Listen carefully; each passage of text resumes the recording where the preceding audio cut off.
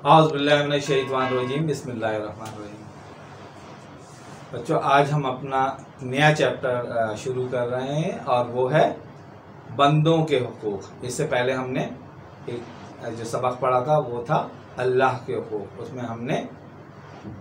یہ جانا تھا کہ ہمیں اللہ تعالیٰ نے اس دنیا میں بھیجا ہے تو وہ ہم پر اس کے کچھ حقوق ہیں جو ہمیں ہر حال میں ادا کرنے ہیں، اور اس کی تمام تفصیل ہم نے اپنے جو گزشتہ سبق ہے اس میں ہم نے بتائی تھی۔ اور آج کا سبق بندوں کے حقوق۔ اس میں ہمیں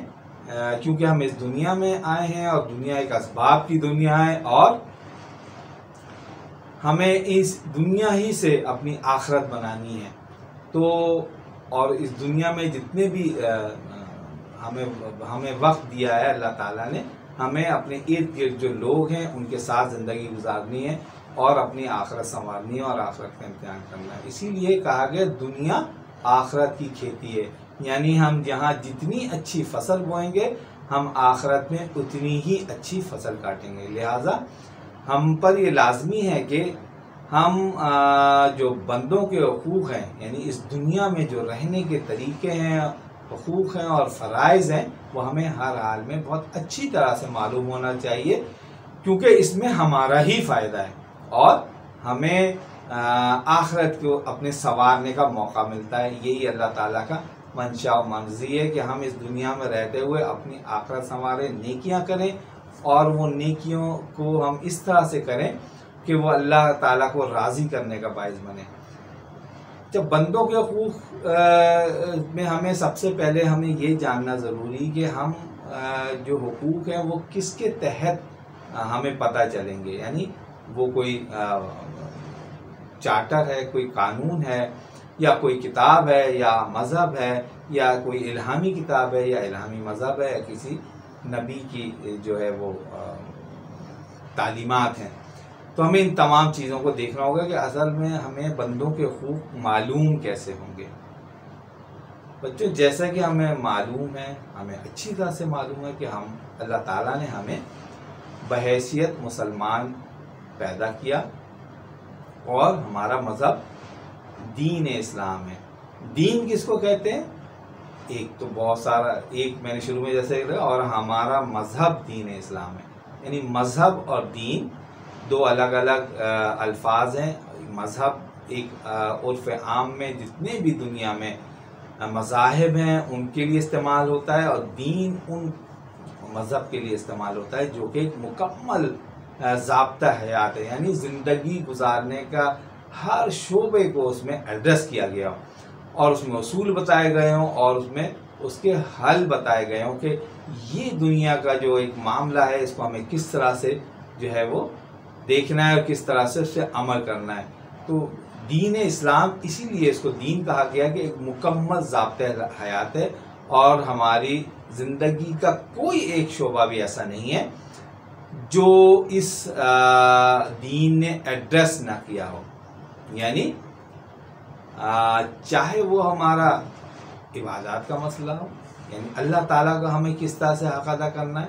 اپنے ماں باپ کا کس طرح حق ادا کرنا ہے، اپنے بہن بھائیوں کا کس طرح حق ادا کرنا ہے، اپنے رشتہ داروں کا کس طرح حق ادا کرنا ہے، معاشرے کے اندر رہتے ہوئے مختلف جو ہمارے معاملات ہیں یا تعلقات ہیں ان کو کس طرح سے ہمیں دیکھنا ہے، ڈیل کرنا ہے، ان کے کس طرح سے حقوق ہیں، اور ہم پہ ان کے کیا فرائض ہیں یا ان کے ہم پر کیا فرائض ہیں، ان تمام چیزوں کو، چاہے وہ معاملات کاروبار کے ہوں، جنگ کے ہوں، کسی شعبے میں کام کرنے کے ہوں، غرض ہم جس شعبے کو بھی لے لیں، اپنی زندگی کے جس حصے کو بھی لے لیں، ہمارا مذہب اس میں سیدھی راہ بتاتا ہوا نظر آئے گا۔ اسی لیے ہمارے مذہب کو دین کہا گیا، ایک مکمل ضابطہ حیات۔ اور یہ دین اللہ تعالیٰ نے اپنے نبی حضرت محمد مصطفیٰ صلی اللہ علیہ وآلہ وسلم کے ذریعے ہم تک پہنچایا۔ اور یہ کون سا زمانہ تھا جب عرب کے لوگ بالکل بھی کسی اس طرح کے حقوق و فرائض سے واقف نہیں تھے، یعنی اللہ کے حقوق کیسے ادا کرنے، معاشرے کے حقوق کیسے ادا کرنے، جنگ کرنی ہے تو اس کے کیا طریقے ہیں، کیا روایت ہے، اور کن چیزوں کو ہمیں ملحوظ خاطر رکھنا چاہیے، کاروبار کو کس طرح سے کن کن چیزوں کو ملحوظ خاطر رکھنا چاہیے، اس طرح تمام چیزوں کو وہ بالکل ناواقف تھے۔ لیکن اللہ کے نبی حضرت محمد صلی اللہ علیہ وآلہ وسلم کی انتھک محنت اور تبلیغ اور اس دین پہ ثابت قدمی نے جب اس آہستہ آہستہ دین اسلام پھیلنا شروع ہو گیا عرب سرزمین پر، تو لوگوں کو اس کی تعلیمات کا بھی پتہ ہوا، لوگ اسلام قبول کرنا شروع ہو گئے، اور پھر آہستہ آہستہ ہمیں اس کی تعلیمات کا بھی پتہ چلنا شروع ہوا۔ یعنی وہ معاشرہ جو بالکل ایک قبائلی معاشرہ تھا، اور کسی بھی قسم کی کوئی روایات وہاں ہمیں نہیں ملتی اچھی حقوق و فرائض کے حساب سے، وہاں ہمارے مذہب نے ایک نئی روایت حقوق و فرائض کی ڈالی، اور خاص طور پر بندوں کے حقوق کی ایک نئی روایت ڈالی، اور ہمیں بتایا کہ اصل میں بندوں کے حقوق ہیں کیا۔ اللہ کے نبی حضرت محمد صلی اللہ علیہ وسلم نے اپنے تبلیغ کے دوران ہمیں کیا بتایا؟ اللہ کے حقوق، فرائض، عبادات، شکر گزاری اور اطاعت کے ساتھ ساتھ اللہ سے مدد مانگنے کا کیا طریقہ ہے۔ یعنی اس زمانے میں جو اللہ سے مدد مانگنے کے طریقے تھے بالکل دور جاہلیت اس لیے کہتے ہیں کہ بالکل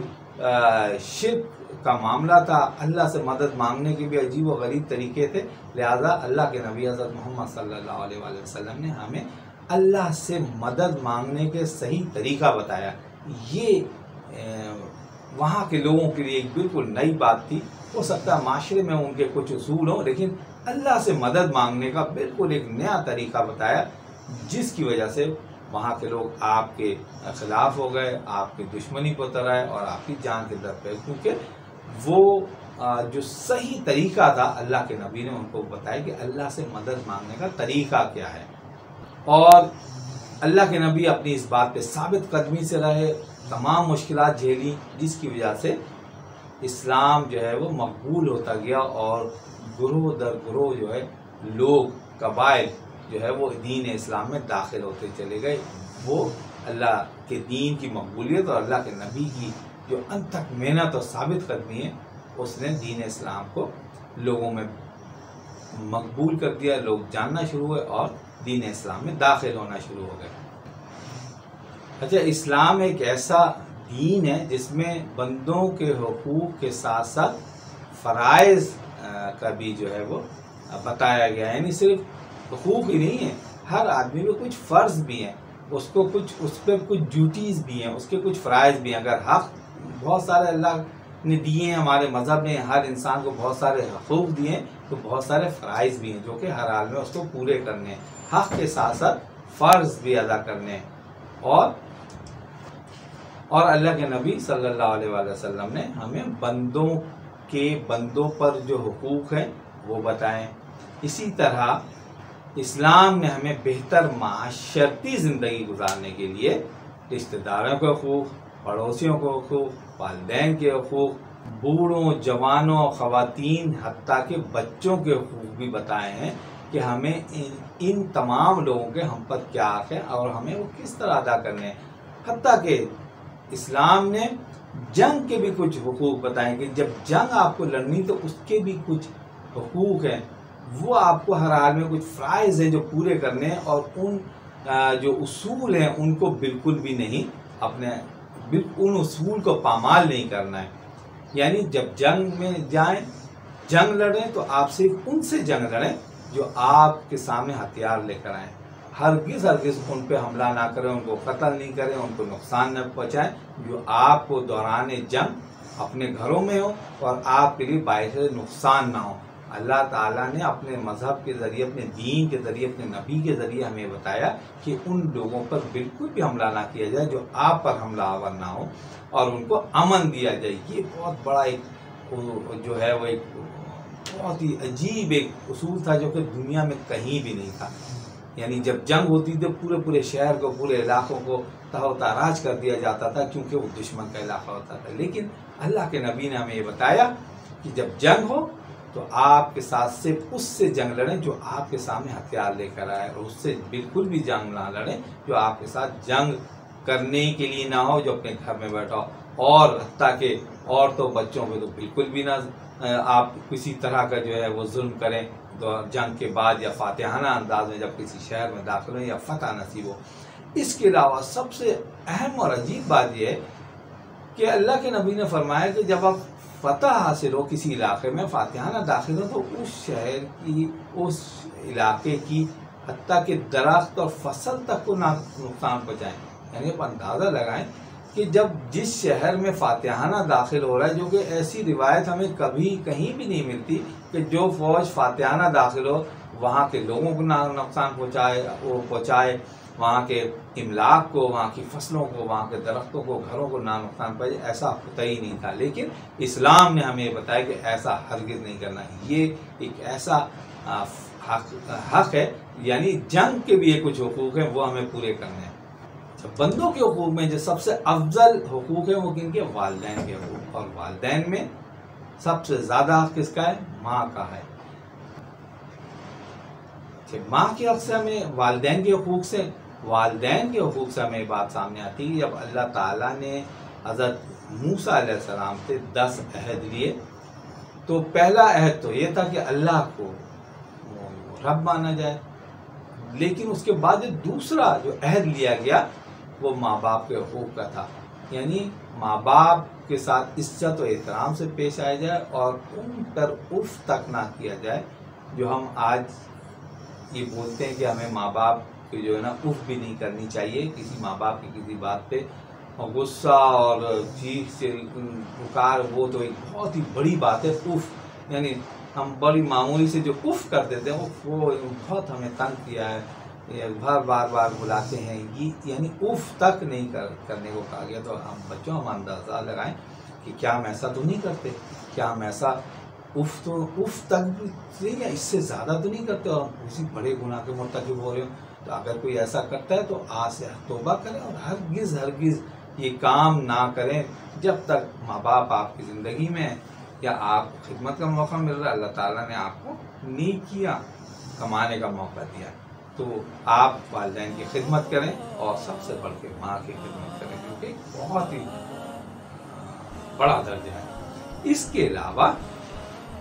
اولاد کے کچھ حقوق ہیں جو کہ والدین پہ ضروری ہیں۔ کیا؟ اس کے علاوہ اولاد پر والدین کے حقوق ہیں، یعنی عزت، احترام، ان کا جو خدمت، ان کی تیمارداری اگر بیمار ہوں، اور یعنی قرآن میں ہمیں کیا اللہ تعالیٰ فرماتے ہیں کہ اگر تمہارے ماں باپ میں سے دونوں ہوں یا دونوں میں سے کوئی ایک ہوں تو ان کی خدمت کی جائے، یعنی باقاعدہ یہ تک بتایا کہ بوڑھے ہوں اور ان سے دعا کی جائے اور اللہ تعالیٰ سے ان کی بخشش کی دعا کی جائے کہ یا اللہ جیسے انہیں ہمیں بچپن میں پالا، آپ بھی ان پر رحم کیجیے، ان کے گناہوں کو معاف کیجیے اور ہمیں خدمت کی توفیق عطا کریں۔ یہ اس طرح سے ہمیں دعا مانگنے کا طریقہ بتایا۔ تو یہ آج کے ہمارے سبق میں جو تعارف تھا بندوں کے حقوق میں، ہم نے بتایا کہ اصل میں ہمارے دین نے کس طرح سے پورے معاشرے کو حقوق و فرائض میں بتایا، حقوق و فرائض ادا کرنے کے طریقے بتائے، اور طریقے جو ہیں ہماری اپنی فائدے کے لیے، اس سے ہماری نیکیوں میں، ہمارے اجر میں اضافہ ہوتا ہے، اور تمام کی تمام ہمیں نیکیوں کو پہ عمل کرنا چاہیے، اس میں ہمارا ہی فائدہ ہے۔ Thank you.